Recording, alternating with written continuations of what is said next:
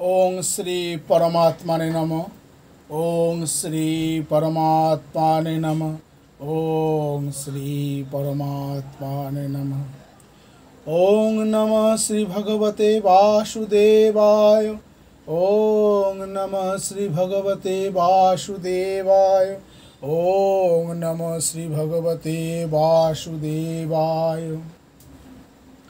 कृष्णं नारायणं वंदे कृष्णं वंदे ब्रजप्रियं।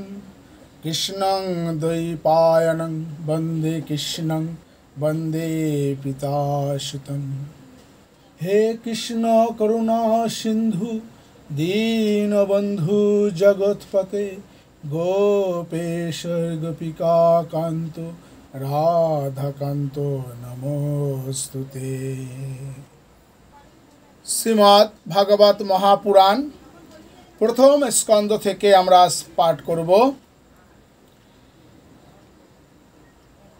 সুতের কাছে শোনাকাদি মুনিগণের প্রশ্ন, ভাগবত কথা ও ভগবত ভক্তির মাহাত্ম্য ও ভগবানের অবতারগণের বর্ণনা। পূর্বভাস। ভগবান বেদব্যাস সকল বেদের সার সংগ্রহ করার উদ্দেশ্যে মহাভারত প্রণয়ন করেছিলেন। তারপর তিনি বেদান্তের সার সংগ্রহের জন্য এবং দেব ঋষি নারদের উপদেশে মুমুক্ষুদের অনুগ্রহ করার জন্য কল্পবৃক্ষের মতো অভিষ্টিপ্রদ শ্রীমদ্ ভাগবত নামক মহাপুরাণ প্রণয়ন করতে পবিত্র হলেন। তারই মঙ্গলাচরণ কর্মে উপনিষদ প্রতিপাদ্য পরম ব্রহ্ম পরম আত্মাদি পদবাচ্য ভগবানের লক্ষণ নিরূপণ করার জন্য পরমত নিরাকরণ করেছেন, যার থেকে এই জগতের সৃষ্টি স্থিতি ও প্রলয় হয়ে থাকে। কারণ তিনি সমস্ত পদার্থে সৎ রূপে বিদ্যমান আছেন এবং অসৎ পদার্থ থেকে পৃথক জড় নয় চেতন রূপে আছেন। পরতন্ত্র নয় স্বয়ং প্রকাশ রূপে আছেন, যিনি ব্রহ্মা অথবা হিরণ্যগর্ভ নন। বস্তুত যিনি নিজ সংকল্প মাত্রই ব্রহ্মার নিকটে সেই বেদ জ্ঞান প্রকাশ করেছেন, যার তথ্য নিরূপণে জ্ঞানীগুণী পণ্ডিতরাও স্তব্ধ হয়ে যান। যেমন তেজময় সূর্য রশ্মিতে জলেতে স্থলের এবং স্থলেতে জলের ভ্রম হয়, তেমনি যার মধ্যে এই ত্রিগুণময়ী জাগ্রত সুস্বপ্ন সুষুপ্তি রূপা সৃষ্টি মিথ্যা হলেও অধিষ্ঠান সত্তাকে সত্যের ন্যায় প্রতীক হচ্ছে। নিজের সেই স্বয়ং প্রকাশ জ্যোতি দ্বারা সর্বদা এবং সর্বত্রভাবে মায়া এবং মায়ার কার্য থেকে সম্পূর্ণ মুক্তরূপে অবস্থিত পরম সত্যরূপ পরমাত্মাকে আমরা ধ্যান করি। মহামুনি ব্যাসদেব রচিত এই শ্রীমদ্ ভাগবত মহাপুরাণে মোক্ষ ফল কামনা থেকেও মুক্ত পরম ধর্মে নিরূপণ করা হয়েছে। এই পুরাণে শুদ্ধান্তকরণ সৎপুরুষদের জ্ঞাতব্য সেই যথার্থ পরমাত্মা তত্ত্বে নিরূপণ করা হয়েছে, যা ত্রিতাপ জ্বালন নাশকারী এবং পরম মঙ্গলদায়ী। তাহলে এখন অন্য কোনো অবলম্বন বা শাস্ত্রের আর কি প্রয়োজন? সুকৃতি পুরুষের যখনই এই পুরাণ শ্রবণের ইচ্ছা জাগে, সেই মুহূর্তেই অবিলম্বে ঈশ্বর তার হৃদয়ে এসে আসন গ্রহণ করেন। হে রসিক ভক্তবৃন্দ, এই শ্রীমদ্ ভাগবত বেদরূপ কল্পবৃক্ষের সুপক্ষ ফল। সুখদেব রূপ তোতা পাখির মুখ নিঃসৃত হওয়াতে এই গ্রন্থ পরম আনন্দময়ী সুধাতে পরিপূর্ণ হয়ে রয়েছে। এই ফলের মধ্যে খোসা আটি ইত্যাদি ত্যায্য অংশটু একটুকুও নেই। এর শুধু মূর্তিমান রস। দেহে যতক্ষণ প্রাণ আছে ততক্ষণ এই দিব্য ভাগবত রস নিরন্তর পান করতে থাকো। এই রস কেবলমাত্র এই মত্তভূমিতেই সুলভ। শ্রীমদ্ ভাগবত কথার প্রারম্ভে কিছু কথা আমরা আজকে শুনব। পুরাকালে একদা ভগবান বিষ্ণু এবং দেবতাদের পরম পুণ্যময় ক্ষেত্র নৈমিষারণ্যে সনকাদি ঋষিগণ ঈশ্বর লাভের নিমিত্ত সহস্র বছরে নিষ্পাদ্য একটি বিশিষ্ট যজ্ঞ করেছিলেন। একদিন সেই ঋষিগণ প্রাতকালে নিত্য নৈমিত্তিক হোমাদি কর্ম সমাপ্ত করে সূতকে সমাদরে আপ্যায়ন করে পূজা করেছিলেন এবং তাকে উচ্চ আসনে বসিয়ে আগ্রহ সহকারে এই প্রশ্ন করেছিলেন। ঋষিগণ বললেন, হে নিষ্পাপ সূত, আপনি সমস্ত ইতিহাস, পুরাণ এবং ধর্মশাস্ত্র বিধিপূর্বক অধ্যয়ন করেছেন এবং ভালোভাবে সেগুলির ব্যাখ্যাও করেছেন। বেদবেত্তাগণের মধ্যে শ্রেষ্ঠ ভগবান বাদরায়ণ এবং ভগবানের সগুণ নির্গুণ ব্রহ্মতত্ত্বে অভিজ্ঞ অন্যান্য মুনিগণও যা জেনেছেন, তাদের যে জ্ঞান সেই সবই আপনি যথাযথ অবগত আছেন। আপনার মন সরল ও শুদ্ধ, তাই আপনি তাদের কৃপা ও অনুগ্রহের পাত্র হয়েছেন। গুরুজনগণ তাদের শ্রেণীর পাত্র শিষ্যকে গুহ থেকে গুহতম তথ্য উপদেশ দিয়ে থাকেন। আয়ুষ্মান সেই সব শাস্ত্র, পুরাণ আর গুরুজনদের উপদেশ সকলের মধ্যে কলিযুগের জীবের পরম কল্যাণকারী সহজ সাধন আপনি কি মনে করেন? আমাদের উপদেশ করুন। আপনি সাধু সমাজের ভূষণ। এই কলিযুগে মানুষের আয়ু অল্প, সাধন ভজনে তাদের রুচি এবং প্রবৃত্তিও নেই। মানুষ অলস হয়ে গেছে, তাদের ভাগ্য তো মন্দই, বুদ্ধিও অতি সামান্য। সেই সঙ্গে তারা নানা রকম বাধা বিঘ্নে বিপর্যস্ত। শাস্ত্র অনেক, কিন্তু তার মধ্যে কোনো একটি নিশ্চিত সাধন বলা হয়নি। বহুবিধ কর্মের কথা বলা আছে। এছাড়া যেসব এত বিস্তারিত যে তার এক অংশ শোনা বেশি কঠিন। আপনি পর উপকারী। আপনার অভিজ্ঞতায় জীবের মঙ্গলের জন্য সকল শাস্ত্রের সার তত্ত্ব আমাদের বলুন, যাতে আমাদের অন্তঃকরণ নির্মল হয়। হে প্রিয় সুত, আপনার মঙ্গল হোক।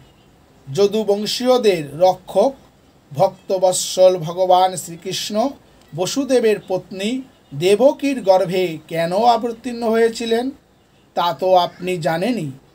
আমরা সে বৃত্তান্ত শুনতে চাই। আপনি দয়া করে আমাদের সেই কাহিনী বর্ণনা করুন, কারণ জীবের মঙ্গল এবং ভগবৎ প্রেম বৃদ্ধি করার জন্যই ভগবানের অবতার হয়। প্রকৃতির বশীভূত জীব জন্ম মৃত্যুর ঘোর চক্রে পাক খাচ্ছে। এই অবস্থাতেও যদি সে কখনো ভগবানের মঙ্গলময় নাম উচ্চারণ করে, তাহলে সেই ক্ষণিকেই সে মুক্ত হয়ে যায়, কারণ স্বয়ং ভয়ও ভগবানকে ভয় করে। হে সুত, পরম অনাসক্ত ও শান্ত মুনিগণ সর্বদা ভগবানের শ্রীচরণের শরণেই থাকেন। তাই তাদের স্পর্শ মাত্রেই জীবকুল তৎক্ষণাৎ পবিত্র হয়ে যায়। কিন্তু বহুদিন ধরে গঙ্গা জলে স্নানাদি করলে তবেই সে পবিত্র হয়। এইরূপ পুণ্যকীর্তি ভক্ত যা লীলা কীর্তন করতে থাকে, সেই ভগবানের কলি দুঃখ পাপ হারিণী পবিত্র কীর্তি মুমুক্ষ কোন ব্যক্তি বা শ্রবণ না করবে? তিনি লীলা ছলেই অবতার ধারণ করেন। নারদাদি মহাত্মগণ তার উদার কীর্তি কাহিনী গান করছেন। দয়া করে আমাদের সেই কাহিনী বর্ণনা করুন। হে ধীমন সুত, সর্বসমর্থ প্রভু নিজ মায়া শক্তি দ্বারা স্বচ্ছন্দে লীলা বিহার করেন। আপনি এবার সেই শ্রীহরির মঙ্গলময়ী অবতার কাহিনী বর্ণনা করুন।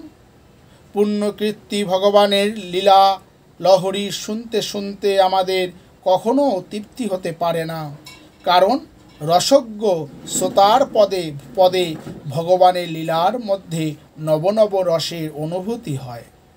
ভগবান শ্রীকৃষ্ণ নিজেকে গোপন রেখে লোকচক্ষুর সামনে এমন আচরণ করতেন যেন মনে হতো তিনি কোনো সাধারণ মানুষ। যদিও বলরামের সাথে এমন লীলাও করেছেন, এমন পরাক্রম দেখিয়েছেন যা মানুষের পক্ষে অসাধ্য। কলিযুগ আগত জেনে আমরা এই বিষ্ণু ক্ষেত্রে এক দীর্ঘকালব্যাপী যজ্ঞের সংকল্প করেছি। শ্রীহরির কথা শ্রবণের সুযোগ পেয়েছি। এই কলিযুগ অন্তঃকরণের পবিত্রতা ও বীর্যনাশকারী, এর থেকে নিস্তার পাওয়া কঠিন। সমুদ্র পার হওয়ার জন্য যেমন কর্ণধার প্রয়োজন, সেই রকমই কলিযুগের দুষ্ট প্রভাব থেকে নিস্তার পেতে ইচ্ছুক আমাদের কাছে ব্রহ্মা আপনাকে পাইয়ে দিয়েছেন। ধর্মরক্ষক ব্রাহ্মণ ভক্ত যোগেশ্বর ভগবান শ্রীকৃষ্ণ নিজ ধামে গমন করায় ধর্ম এখন কাকে আশ্রয় করে রয়েছেন সেই কথাই বলুন। ব্যাসদেব বললেন, সনাকাদি ব্রহ্মজ্ঞ ঋষিদের এই প্রশ্ন শুনে রোমহর্ষণের পুত্র উগ্রশ্রবার খুব আনন্দ হলো। ঋষিদের এই মঙ্গলময় প্রশ্নের প্রশংসা করে তিনি উত্তর দিতে আরম্ভ করলেন। সুত বললেন, সুখদেবের তখনও উপনয়ন সংস্কার হয়নি, সুতরাং তার কোনো লৌকিক বা বৈদিক কর্ম অনুষ্ঠানের সুযোগও নেই। এই অবস্থায় তিনি একলাই সন্ন্যাস গ্রহণের উদ্দেশ্যে চলে যাচ্ছিলেন। দেখে তার পিতা ব্যাসদেব বিরহে কাতর হয়ে হে পুত্র, হে পুত্র বলে উচ্চস্বরে ডাকতে লাগলেন। সেই সময় বৃক্ষ সকলও যেন সুখদেবের সঙ্গে একাত্ম বোধ করে তার হয়ে উত্তর দিয়েছিল। সেই সর্বভূত হৃদয় সুখদেবকে নমস্কার। এই শ্রীমদ্ ভাগবত অত্যন্ত গোপনীয় রহস্যাত্মক পুরাণ। এই পুরাণ ভগবৎ স্বরূপকে অনুভব করায় এবং সমস্ত বেদের সার। সংসার চক্রে আবদ্ধ জীব যারা এই অজ্ঞান অন্ধকার থেকে পার হতে চায়, তাদের কাছে আধ্যাত্মিক তথ্য প্রকাশক এ এক অদ্বিতীয় প্রদীপ। প্রকৃতপক্ষে বড় বড় মুনি ঋষিদেরও আশ্চর্য সুখদেব করুণা পরবশ হয়ে এর বর্ণনা করেছেন। আমি তার শরণ গ্রহণ করছি। মনুষ্য মধ্যে সর্বশ্রেষ্ঠ ভগবানের অবতার ঋষি নরনারায়ণকে, দেবী সরস্বতীকে এবং ব্যাসদেবকে প্রণাম করে অন্তরের সমস্ত বিকার দূরকারী এই শ্রীমদ্ ভাগবত মহাপুরাণ পাঠ করা কর্তব্য। হে ঋষিবৃন্দ, সমগ্র জগতের কল্যাণকারী অতি সুন্দর প্রশ্ন আপনারা আমাকে জিজ্ঞাসা করেছেন, কারণ এই প্রশ্ন শ্রীকৃষ্ণ বিষয়ক এবং এর দ্বারা পরিপূর্ণভাবে আত্মশুদ্ধি হয়। মানুষের পক্ষে সেটাই সর্বশ্রেষ্ঠ ধর্ম, যাতে শ্রীকৃষ্ণের প্রতি ভক্তি জন্মায়। ভক্তিও এমন যার মধ্যে কোনো রকম কামনা নেই এবং যে ভক্তি নিত্য নিরন্তর জাগ্রত থাকে। এইরূপ ভক্তিতে হৃদয় আনন্দস্বরূপ পরমাত্মাকে উপলব্ধি করে কৃতকৃত্য হয়ে যায়। ভগবান শ্রীকৃষ্ণকে ভক্তি হওয়া মাত্রই, অনন্য প্রেমে তার সঙ্গে মনকে যুক্ত করা মাত্রই নিষ্কাম জ্ঞান এবং বৈরাগ্যের আবির্ভাব হয়।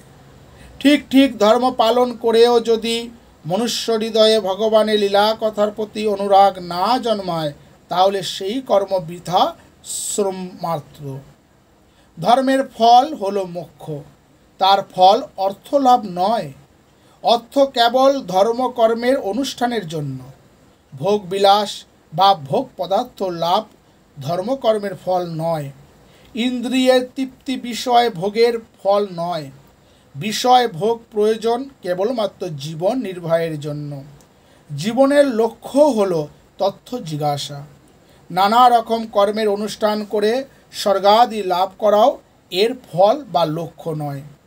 তত্ত্ববেত্তাগণ জ্ঞাতা তার জ্ঞেয়ের অভেদ অখণ্ড অদ্বিতীয় সচ্চিদানন্দ স্বরূপ জ্ঞানকেই তত্ত্ব বলে থাকেন। সেই তত্ত্বকেই কেউ বলে ব্রহ্ম, কেউ বলেন পরমাত্মা, আর কেউ বা বলেন ভগবান। সদয়ালু মুনিজন ভাগবত শ্রবণ থেকে প্রাপ্ত জ্ঞান বৈরাগ্যযুক্ত ভক্তিতে নিজ হৃদয়ে সেই পরম আত্মস্বরূপ পরমাত্মার অনুভব করেন। হে শৌনকাদি ঋষিগণ, নিজ নিজ বর্ণ ও আশ্রম অনুসারে মানুষ যে ধর্মের অনুষ্ঠান করে তার পূর্ণ সিদ্ধি হল শ্রীহরির প্রীতি সম্পাদন। তাই একাগ্র মনে ভক্তবৎসল ভগবানের নিত্য নিরন্তর শ্রবণ, কীর্তন, ধ্যান ও আরাধনা করা দরকার। কর্মের বন্ধন বড় কঠিন। বিচার বুদ্ধি সম্পন্ন মানুষ ভগবত চিন্তন রূপ তরোয়াল দিয়ে সেই গ্রন্থিবন্ধন ছিন্ন করেন।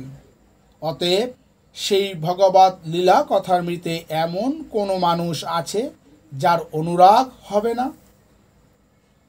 হে বিপ্রগণ, পবিত্র তীর্থে বাস করলে মহৎ সেবা, তারপর শ্রবণের ইচ্ছা, অতঃপর শ্রদ্ধা, তারপর ভগবত কথায় রুচি জন্মে। ভগবান শ্রীকৃষ্ণের যশগাথা শ্রবণ ও কীর্তন দুই পুণ্যকারী। তার লীলা কাহিনী শ্রবণকারীর হৃদয়ে তিনি প্রকাশিত হন এবং তার অশুভ কামনা বাসনাকে বিনাশ করেন, কারণ তিনি স্বজনদের নিত্য হিতকারী। নিরন্তর ভগবত ভক্তদের পরিচর্যা দ্বারা অথবা শ্রীমদ্ ভগবতের শ্রবণ ও কীর্তনাদি দ্বারা যখন ভক্তিযোগের প্রতিবন্ধক অমঙ্গলসমূহ নষ্ট হয়ে যায়, তখন পবিত্র কীর্তি ভগবান শ্রীকৃষ্ণের নিঃসলা ভক্তি জাগ্রত হয়। তখন রজগুণ ও তমগুণের থেকে উৎপন্ন কাম ও লোভ প্রভৃতি রিপু শান্ত হয়ে যায় এবং মন এদের থেকে মুক্ত হয়ে শতগুণে প্রতিষ্ঠিত হয়ে নির্মল হয়। প্রেমময়ী ভক্তির প্রভাবে যখন সংসারের সমস্ত আসক্তি শেষ হয়ে যায়, হৃদয় আনন্দে ভরপুর হয়ে যায়, তখন ভগবানের তত্ত্ব আপনা থেকেই অনুভব হয়। হৃদয়ে আত্মস্বরূপ ভগবানের দর্শন মাত্রই হৃদয়গ্রন্থি অর্থাৎ আমিত্ব ছিন্ন হয়, সমস্ত সন্দেহ নিরসন হয় এবং কর্মবন্ধন ক্ষীণ হয়ে যায়।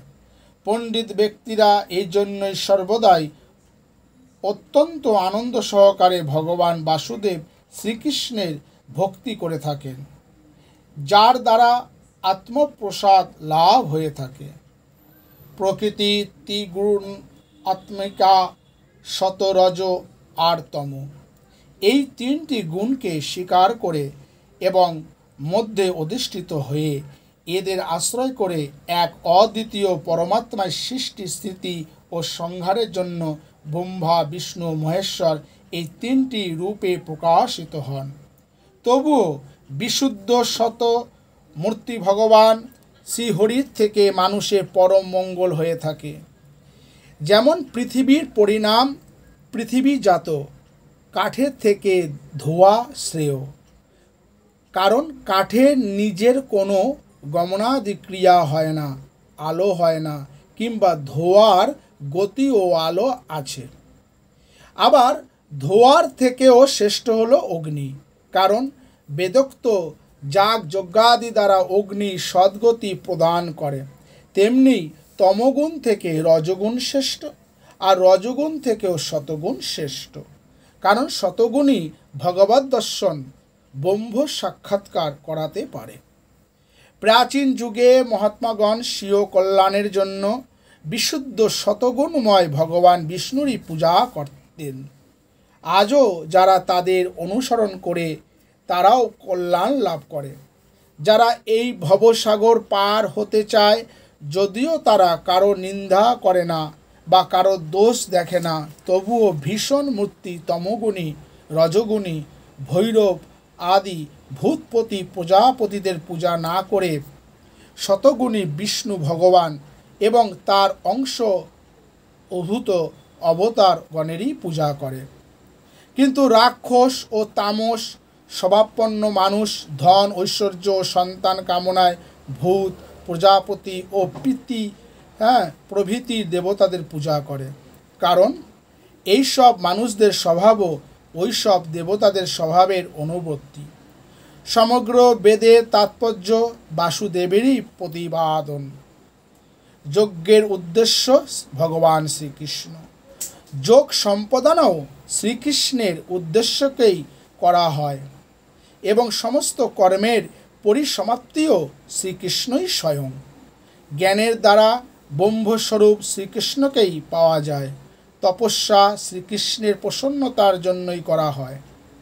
শ্রীকৃষ্ণের জন্যই ধর্মের অনুষ্ঠান করা হয় এবং সমস্ত গতি আচারাদি মার্গে গমনও শ্রীকৃষ্ণেরই সমর্পিত। ভগবান শ্রীকৃষ্ণ যদিও প্রকৃতি এবং তার গুণের অতীত, তবুও নিজের গুণময়ী মায়া দ্বারা যা প্রপঞ্চ দৃষ্টিতে সত্য কিন্তু তত্ত্বদৃষ্টিতে নয়, তিনিও সর্বাগ্রে মহাপ্রলয়ের পরে এই বিশ্ব সংসারের সৃষ্টি করেছিলেন। সত, রজ আর তম এই তিনটি গুণ তার মায়াবিলাস মাত্র। দেখলে মনে হয় যে এর মধ্যে প্রবিষ্ট থেকে তিনি এই গুণ যুক্ত, বাস্তবে তো তিনি বিজ্ঞান আনন্দ ঘন। অগ্নিত বস্তুত একই, কিন্তু অভিব্যক্তির তারতম্য অনুসারে বিভিন্ন রূপে প্রকাশিত হয়ে বিভিন্নভাবে প্রতীয়মান হয়। সেই রকমই সকলের আত্মস্বরূপ ভগবান তো একই, কিন্তু প্রাণী জগতের বিভিন্নতা হেতু নানা রূপে প্রতীয়মান হন। ভগবানই সূক্ষ্ম ভূত, তান আত্মা, ইন্দ্রিয়াদি তথা অন্তঃকরণ প্রভৃতি গুণের পরিবর্তনের মাধ্যমে নানা প্রকার স্থূল দেহের নির্মাণ করেন এবং তার মধ্যে বিভিন্ন ভিন্ন জীবের রূপের প্রবিষ্ট হয়ে সেই সব দেহের অনুরূপ বিষয়ের উপভোগ করেন এবং করান। তিনি সম্পূর্ণ বিশ্ব ব্রহ্মাণ্ডের সৃষ্টিকর্তা এবং দেবতা, পশু, পক্ষী, মনুষ্য ইত্যাদি নানা দেহরূপ স্থূলা অবস্থাতে লীলা অবতার গ্রহণ করে শতগুণের দ্বারা জীবের পালন করে থাকেন। সুত বললেন, সৃষ্টির প্রথমে ভগবান লোকসমূহ নির্মাণের ইচ্ছা করলেন। ইচ্ছা হওয়া মাত্রই তিনি মহৎ তত্ত্বাদি সম্পন্ন পুরুষ রূপ গ্রহণ করলেন। তার মধ্যে 10 ইন্দ্রিয়, মন আর পঞ্চভূত এই 16টি কলা ছিল। তিনি যখন কারণ নরভে সাহিত হয়ে যোগনিদ্রায় নিদ্রিত ছিলেন, তখন তার নাভি রথ থেকে এক পদ্মের সৃষ্টি হলো এবং সেই কমল থেকে প্রজাপতিগণের অধিপতি ব্রহ্মা উৎপন্ন হলেন। ভগবানের সেই বিরাট রূপের অঙ্গ প্রত্যঙ্গ সমূহের মধ্যেই সমস্ত লোকের কল্পনা করা হয়েছে। তার সেই রূপ বিশুদ্ধ ও নিরতশয় শতময় শ্রেষ্ঠ রূপ। যোগীগণ দিব্য দৃষ্টি দিয়ে ভগবানের সেই রূপ দর্শন করেন। ভগবানের সেই রূপে অসংখ্য পদ, উরু, হস্ত ও মুখ থাকায় তা অতিশয় আশ্চর্যজনক। তার মধ্যে অসংখ্য মস্তক, অসংখ্য কর্ণ, অসংখ্য চক্ষু ও অসংখ্য নাসিকা রয়েছে এবং সেই রূপ অসংখ্য মুকুট, বস্ত্র ও কুণ্ডলাদি অলঙ্কারে শোভিত। ভগবানের সেই পুরুষ রূপ, যাকে নারায়ণ বলা হয়, অনেক অবতারের অক্ষয় বীজ স্বরূপ। এখান থেকেই সকল অবতারের প্রকাশ।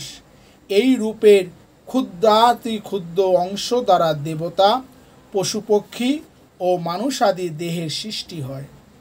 সেই প্রভু প্রথমে কৌমার স্বর্গের সনক, সনন্দন, সনাতন ও সনত কুমার এই 4 জন ব্রাহ্মণের রূপে অবতার গ্রহণ করে অত্যন্ত কঠিন অখণ্ড ব্রহ্মচর্য পালন করেন।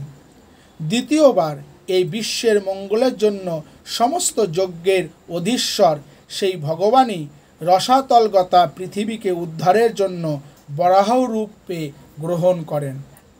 ঋষি স্বর্গে তিনি দেবর্ষি নারদ রূপে তৃতীয় অবতার ধারণ করেন এবং শাশ্বন্ত তন্ত্র, যাকে নারদ পঞ্চরাত্র বলা হয়, প্রচার করেছিলেন।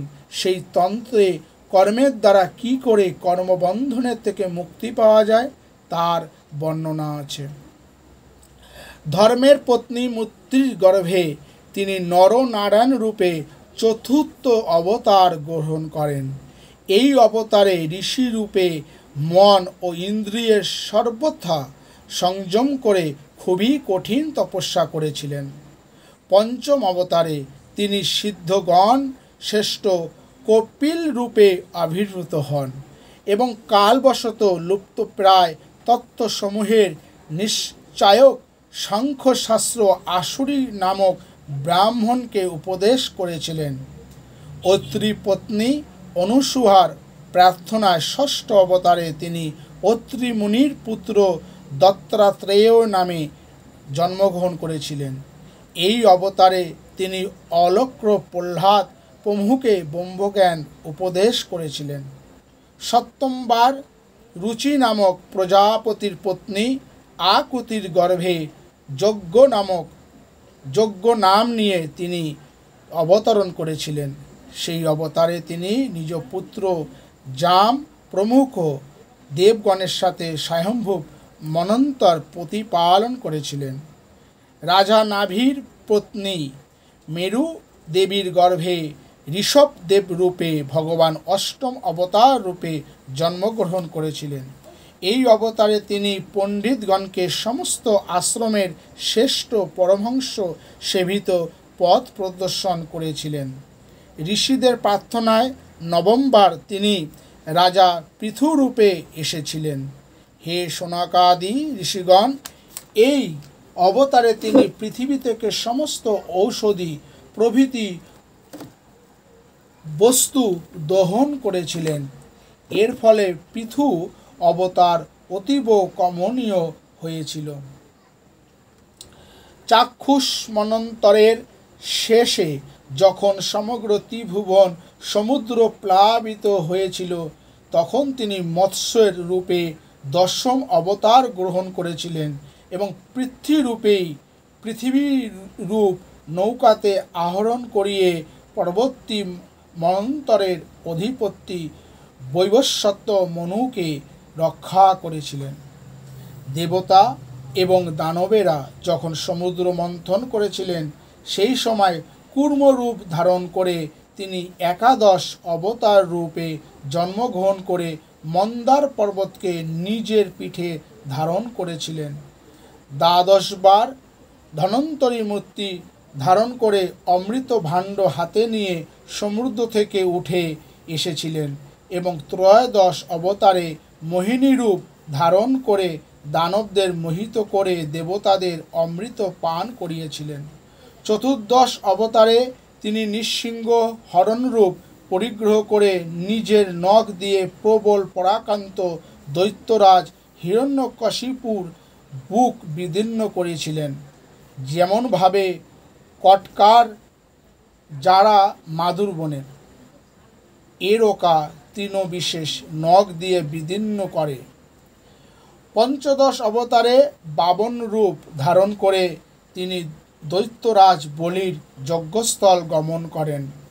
বলির কাছে থেকে স্বর্গরাজ্যের উদ্ধারের জন্য চাইলেন কেবল মাত্র 3 পাদ পরিমিত ভূমি।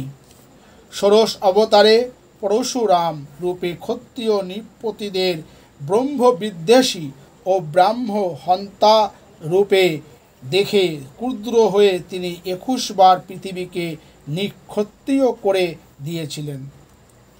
এরপর তিনি সপ্তদশ অবতারে সত্যবতীর গর্ভে পরাশর মুনির ঔরসে ব্যাস রূপে অবতীর্ণ হন।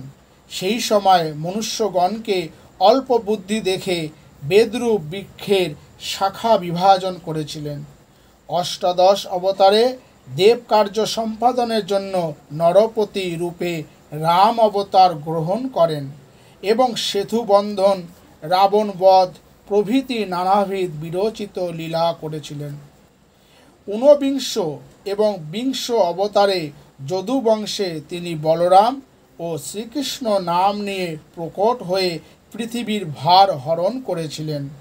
তারপর কলিযুগ এসে গেলে মগধ দেশে দেবদেশী দানবদের মোহিত করার জন্য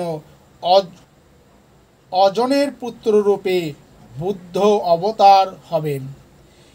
এর অনেক পরে যখন কলিযুগের অবসান হয়ে আসবে এবং রাজারা সব দস্যু ভাবাপন্ন হয়ে যাবে, তখন জগৎপালক ভগবান বিষ্ণু যশা নামে ব্রাহ্মণের ঘরে কল্কি রূপে অবতীর্ণ হবেন। হে শৌনকাদি ঋষিগণ, অগাধ জলাশয় থেকে যেমন হাজার হাজার ছোট ছোট জলপ্রবাহ নির্গত হয়ে থাকে, সেই রকমই সত্যনিধি ভগবান শ্রীহরির থেকেই অসংখ্য অবতার আবির্ভূত হয়ে থাকেন। ঋষি, মনু, দেবতা, প্রজাপতি, মনুপুত্র এবং যত মহাবীর্যশালী আছেন, এরা সকলেই শ্রী ভগবানেরই অংশ। এই সব অবতার হলো ভগবানের অংশ অবতার অথবা কলা অবতার। কিন্তু ভগবান শ্রীকৃষ্ণ তো স্বয়ং ভগবান অবতারই। অসুরদের অত্যাচারে যখন মানুষ পীড়িত হয়ে পড়ে, তখন যুগে যুগে নানা রূপ ধারণ করে ভগবান তাদের রক্ষা করেন। ভগবানের দিব্য জন্মের এই কথা কাহিনী অত্যন্ত গুহ ও রহস্যময়। যে মানুষ একাগ্র চিত্রে প্রাতকাল ও সায়ংকালে নিয়মিতভাবে ভক্তি সহকারে এই কথা পাঠ করে, সে সব রকম দুঃখের থেকে পরিত্রাণ পায়। প্রকৃতি রূপ বর্জিত চিন্ময় ভগবানের এই যে জগৎকার স্থূল রূপ, এটি ভগবানের মায়াগুণ অর্থাৎ প্রকৃতির কার্য মহৎ তত্ত্বাদি গুণের দ্বারা ভগবানেরই কল্পিত হয়েছে। মেঘ যেমন বায়ুর আশ্রয়ে থাকে এবং ধূসর বর্ণ পৃথিবীর ধূলিকণার থেকে সৃষ্টি হয়, কিন্তু বুদ্ধিহীন নির্বোধ মানুষ মনে করে মেঘ আকাশে থাকে এবং ওই ধূসর বর্ণকে বায়ুতে আরোপ করে। সেই রকমই অজ্ঞ ব্যক্তি সব কিছুর সাক্ষী আত্মাকে স্থূল দৃশ্যরূপ জগৎকে আরোপ করে। এই স্থূল দেহে থেকে উৎকৃষ্ট ভগবানের এক সূক্ষ্ম অব্যক্ত রূপ আছে, যে রূপ না স্থলের মতো আকাশাদি গুণযুক্ত আর না তাকে দেখা যায় বা শোনা যায়। সেটাই হলো সূক্ষ্ম শরীর। তাতে আত্মাকে আরোপ করা বা তার মধ্যে আত্মার অনুপ্রবিষ্ট হওয়াতেই তাকে জীব উপাধি দেওয়া হয় বা জীব বলা হয়, এবং এই জীবেরই বারবার জন্ম হয়। উপরোক্ত সূক্ষ্ম আর স্থূল শরীর অবিদ্যার কারণেই আত্মাতে আরোপিত হয়। যেই স্থিতিতে আত্মস্বরূপের জ্ঞানের দ্বারা এই আরোপ করার ভাব দূরীভূত হয়, সেই স্থিতি ব্রহ্ম সাক্ষাৎকার। তত্ত্বজ্ঞানী ব্যক্তিরা জানেন যে এই বুদ্ধিরূপ পরমেশ্বর এর মায়া যখন নিবৃত্ত হয়ে যায়, সেই সময়ই জীব পরমানন্দে মগ্ন হয়ে যায় এবং ধ্রুব বা স্মৃতি প্রাপ্ত হওয়াতে নিজ মহিমাতে প্রতিষ্ঠিত হয়। প্রকৃতপক্ষে যার জন্ম নেই এবং কর্মও নেই, সেই অন্তর্যামী ভগবানের অপ্রাকৃত জন্ম এবং কর্মকে তত্ত্বজ্ঞানী পণ্ডিতগণ এইভাবেই বর্ণনা করেন। কারণ তার জন্ম এবং কর্ম বেদের এক অতি গুহ রহস্য। ভগবানের লীলা অমোঘ। তিনি লীলার দ্বারা এই জগতের সৃষ্টি, পালন ও বিনাশ করে থাকেন, কিন্তু এর মধ্যে আসক্ত হন না।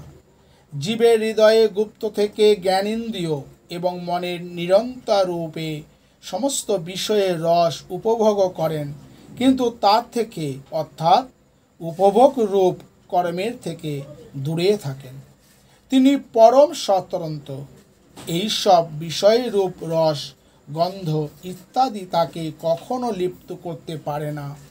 যেমন মূর্খ ব্যক্তি অভিনয়ের সময় জাদুঘর বা নটের কর্মের বা অভিনয়ের সংকেত বুঝতে না পেরে জাদুকর বা নটের প্রকৃত চরিত্রের কিছুই অনুধাবন করতে পারে না, সেই রকমই সত্য সংকল্প বা বেদবাণীর দ্বারা প্রকটিত ভগবানের বিবিধ নাম এবং রূপের তত্ত্ব, লীলার রহস্য অবিবেকী মানুষ নানা রকমের যুক্তি তর্কের দ্বারা ধারণায়ও আনতে পারে না। চক্রপাণি ভগবানের শক্তি ও পরাক্রম অসীম, তার শেষ অনুধাবন কারোর পক্ষেই সম্ভব নয়। সমস্ত বিশ্ব ব্রহ্মাণ্ডের রচয়িতা হয়েও তিনি এর বাইরে। তার স্বরূপ বা তার লীলা একমাত্র সেই জানতে পারে যে নিত্য নিরন্তর নিষ্কট প্রকটভাবে একাগ্র চিত্তে তার পাদপদ্মের সেবা চিন্তন করে। হে শৌনকাদি ঋষিগণ, আপনারা অতীব সৌভাগ্যশালী ও ধন্য, যেহেতু আপনারা এই জীবদ্দশায় বাধা বিঘ্ন সংকুল এই সংসার বর্তে সর্বলোক প্রভু ভগবান শ্রীকৃষ্ণের প্রতি এই সর্বান্তক আত্মভাব এই রকম অনির্বচনীয় অনন্য অনুরাগ পোষণ করেন, যার ফলে এই জন্মমৃত্যুরূপ সংসারের ভয়ঙ্কর চক্রে আর পড়তে হবে না। ভগবান বেদতুল্য ভগবদ লীলা প্রধান এই ভাগবত গ্রন্থ নামক পুরাণ রচনা করেছেন। তিনি এই প্রশংসাস কল্যাণপ্রদ বিস্তৃত পুরাণ পরম লোককল্যাণের জন্য নিজের আত্মজ্ঞানী শিরোমণি পুত্রকে অধ্যয়ন করিয়েছিলেন, যা বলেছিলেন। এই গ্রন্থে সমগ্র বেদ আর ইতিহাসের সারাংশ সংগ্রহ করা হয়েছে। সুখদেব রাজা পরীক্ষিতকে এটি শুনিয়েছিলেন। সেই সময় রাজা পরীক্ষিত মহর্ষিগণে পরিবেষ্টিত হয়ে আমরণ অনশন ব্রহ্মা ব্রত অবলম্বিত হয়ে গঙ্গা তীরে অবস্থান করেছিলেন।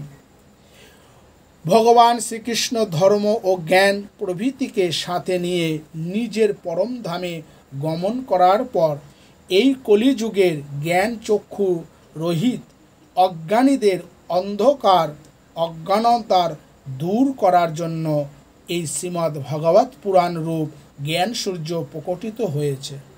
হে শৌনকাদি মুনিগণ, মহা তেজস্বী শ্রী সুখদেব মহারাজ যখন সেখানে এই পুরাণ কথা প্রবচন করছিলেন, তখন আমিও সেখানে উপস্থিত ছিলাম। সেখানে আমি তার অনুগ্রহে এই পুরাণ অবগত হয়েছি। আমি যেমন অবগত হয়েছি এবং আমার বুদ্ধির দ্বারা যেমনভাবে যতটা গ্রহণ করতে পেরেছি, সেই মতো আমি আপনাদের শোনাব। হরি ওং তৎসৎ, হরি ওং তৎসৎ, হরি ওং তৎসৎ। শ্রীমৎ মহর্ষি বেদব্যাস প্রণীত পরমহংসী সংহিতা শ্রীমদ্ ভগবত মহাপুরাণের প্রথম স্কন্ধ থেকে আমরা এতক্ষণ ধরে শুনছিলাম। আজ এখানে সমাপ্ত করলাম। শ্রীমদ্ ভাগবতকে এখানে বিশ্রাম দিলাম। পরবর্তী ভিডিওতে আমরা শুনব মহর্ষি ব্যাসের অপ্রসন্নতা এবং আরও কাহিনী। হরে কৃষ্ণ কৃষ্ণ কৃষ্ণ হরে হরে, হরে রাম রাম রাম হরে হরে। সবাই ভালো থাকবেন।